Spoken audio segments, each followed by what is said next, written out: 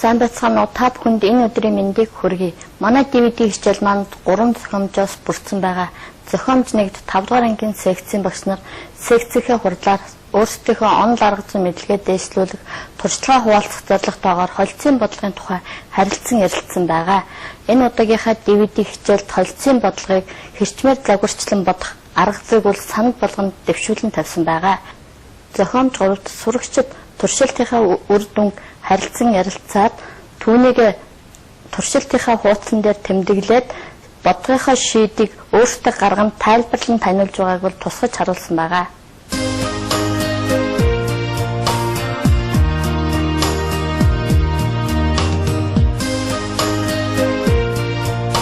Эхлээд онгоос сургалтын хэллэгний дагуу холцын усны бодлогыг заах болж байна. Тэгэхээр энэ холцын бодлогыг яаж заавал хүүхдэд тайлбарлах хэлбэр ер нь 2 болон түүнээс дээш тооны бодис оцжиг толигдсон байгааг хайцгаж байна шүү дээ. Тэгэхээр холцын шиг усны хааш усан дуустал процессыг хийж усахад уусмалыг болдог. Жишээ нь кофе, хорсол, давс болон сахарын усмал гэх мэт уусмалууд байдаг. Хоёр буюу хэд хэдэн металлыг хайлуулж болоход үүссэн холцын бол хайш гэдэг. Хөдөр ихэвчлэн байгалийн галаар байгаа алууд молодын боловсруулаагүй төв хийд байдаг. Энэ нь шороо, чулуу, түн холцын металл. Алууд молодын бол хөдийн сонирхож байгаа тэр металлын хэмжээг дагуул хэмжээ. Зөвхөн хөлөг ахтаа мөнгөтэй хайлуулж чадах гэдэг сайтай хайлуулж чаддаг юм уу байна. Туршлагатай хайлуулж чаддаг хүч авдаг. Ер нь одоо боломжийг үүсгэхийн тулд 10 хүний цаан туршлагатай хайлуулж чаддаг. Асийн хөлөг өөр хайлуулж чаддаг. Нэг сонсч ирсэн юм байна. Тэгэхээр хааш буюу хатуу хэлцэн чанарыг бол сорцоор илэрхийлдэг. Жишээ нь 586-гийн сорцны мөнгөнд бүржиж үздэг гэхэд 586 сорцны онцгой юм байна. Үлдсэн 400-ийн сорцны зэс байгаа л гэж үздэг юм. Ер нь тэгээд тухайн холцын одоо хөдрийг хайших, уусамлын хувьд одоо олгож байгаа, сонирхож байгаа биднээ бодисыг тоо хэмжээг болохтай бол хөдрийн хувьд агуул хэмжээг болох. Уусамлын хувьд концентрацийг болох. Хатуу хайшийн хувьд бол сорцыг болох гэж байдаг. Тэгээд энэ холцын бодлогыг заавал хэлээд уусамл гэж юм хэлдэг. Тэгээд уусамлын хэлэхдээ түр агуулж байгаа процент эсрэг процентын хэлдэг юм.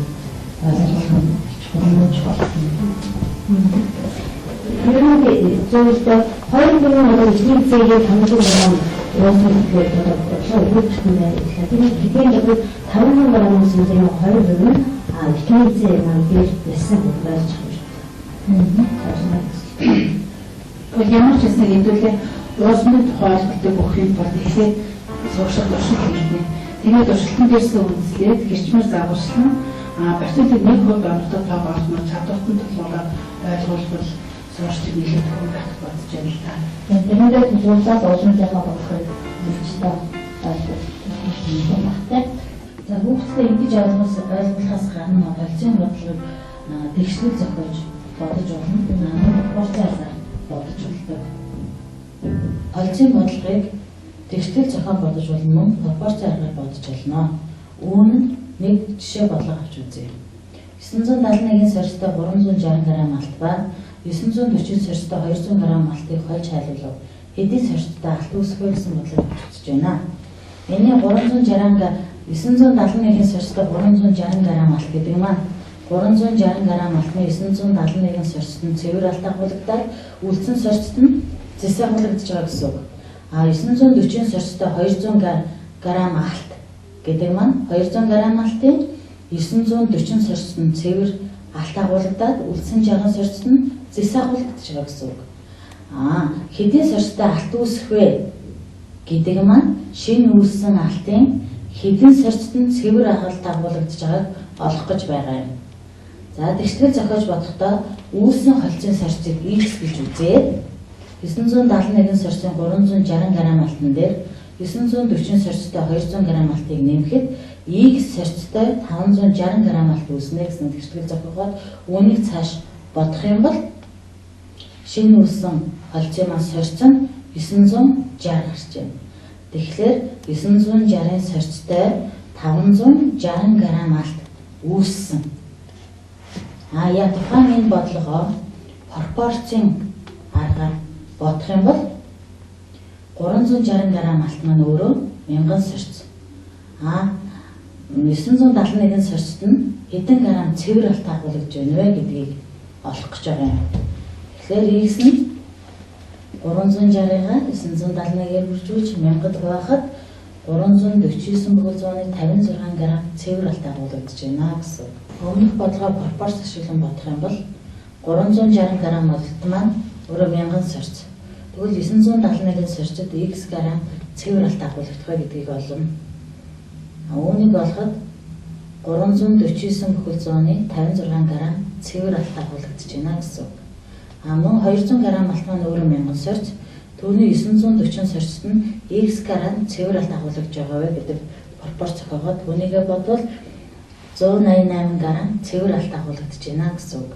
188 г цэвэр алтан дээрээ 349.56 г цэвэр алтыг нэмэхэд нийт 537.56 г цэвэр алт байна. 360 г алтан дээр 200 г алтаа нэмэхэд 560 г алт гарч байгаа. Энэ маань юу гэж байгаа юм бэ гэхээр 560 г алтанд маань 537.56 г цэвэр алт байна. Үлдсэн грамм нь зис байгаа гэсэн үг. Тэгэхээр үүндээ пропорц зохиогвол 560 г алт нь өөрөө 1000 сорц, 537 бүхэл 156 г цэвэр алт нь хэдэн сорц болох вэ гэсэн пропорц зохиогоод үүнийг бодох юм бол ойролцоогоор 960 сорцтой 560 г алт үүссэн байна.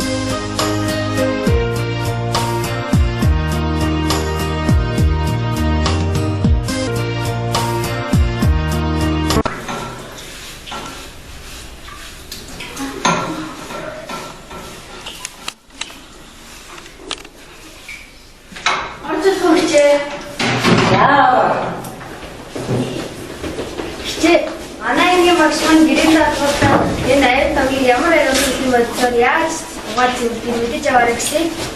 За агч нь одоо яг аяг тавг хариулах гэж байна. Аяг тавгийг хариулахдаа 3 дамжлагаар угаана. Эхлээд 0.5% ходормины уусмалаар, дараа нь 1% содны уусмалаар, сүүлд нь 90 градусын халуунтай цэвэр усаар зайлших танаа. Эхчээ та ходормины уусмал, содны уусмал гэж яриад тахыг. Энэ нь яг юу хэлж байгаа юм? За усандаа ходормын найруулсан болохоор ходормины уусмал сод хийж найруулсан учраас содны уусмал гэж нэрлэдэг байгаа юм. 0.5% ходормины уусмал, 1% содны уусмал гэж юу хэлж байгаа юм бэ гэжээ? За ямар ч уусмалын хэмжээг 100% гэж үздэг. Тэгэхээр ходормины 0.5% ходормины уусмал гэдэг нь тэр усандаа 0.5% нь ходормын найруулсан учраас 0.5% ходормины уусмал болж байгаа юм. Усандаа 1% содны уусмал гэдэг байгаа маань 1% сод найруулсан учраас 1% содны уусмал болж байгаа. Тэгвэл 5% сахарын уусмал гэж авч үзье. Тэгээд тэгвэл тэр 5% сахарын уусмал нь 5% сахар 95% нь ус байгаа гэж үзэж болох уу? Болно. Зөв байна. Сайн ойлгосон байна. Баярлалаа.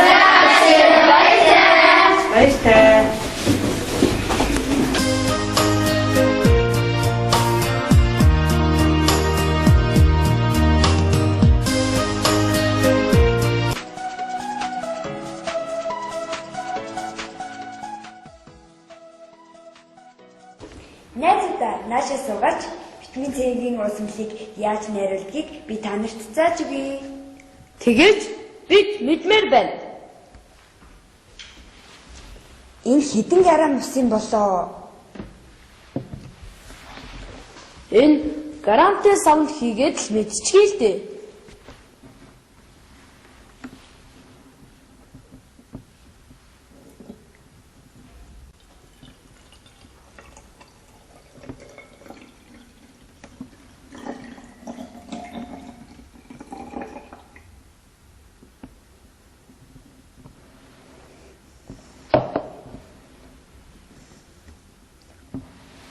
245 г ус шүү дээ. Усандаа витамин С хийж утгацгаая.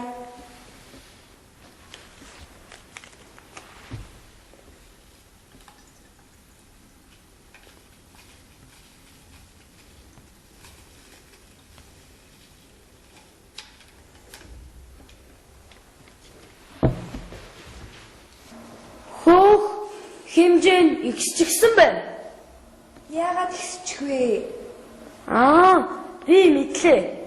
245 г ус байсан чинь одоо 250 г ус болсон байна штэ. Тэгвэл 5 г нэмэгдсэн байгаа биз? Тэгэхээр 5 г витамин С хийж утгаж усгасан юм байна. Тийм ээ. Би саналаа. Үүнийг чинь 250 г витамин С-ийн усмал гэж нэрлэх юм байна найзуудаа.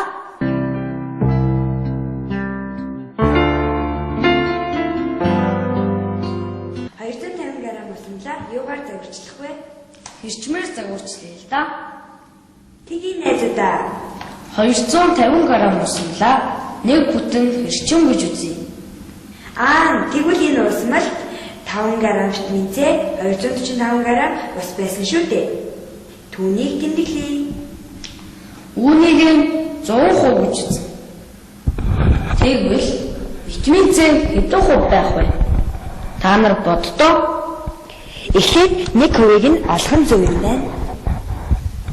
Тэгэхээр 250 г-аа 100%-аар тэнцвэрч хуваа л та. Би бодчихлоо.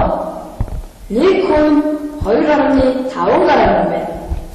Хөөх 5 г витамин С 2.5 г хэдэн удаа багтах юм болоо? 5 г витамин С чинь 2.5 г 2 удаа багтаж байна шүү дээ. Тийм юм байна. 2 удаа багтаж байна гэдэг чинь 5 г витамин С нь 2% болно. Тэгэхээр 2% 250 г витамин С-ийн усмал юм байна.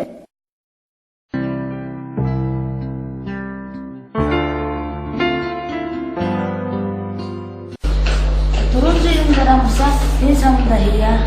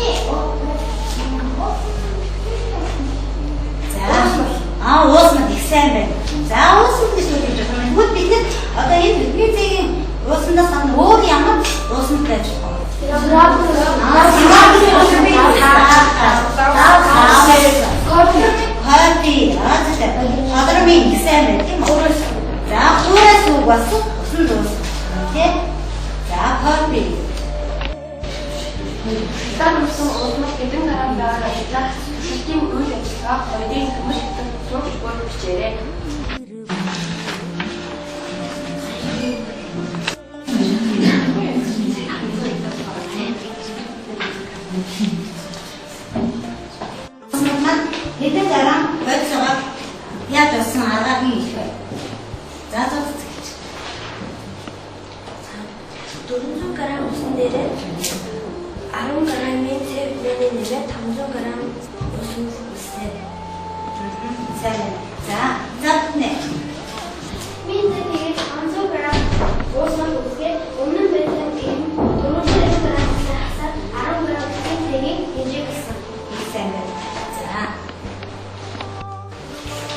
За тэгвэл бид бүгд сая юм бичсэн байгаа тийм. Тэгвэл яаж харсан?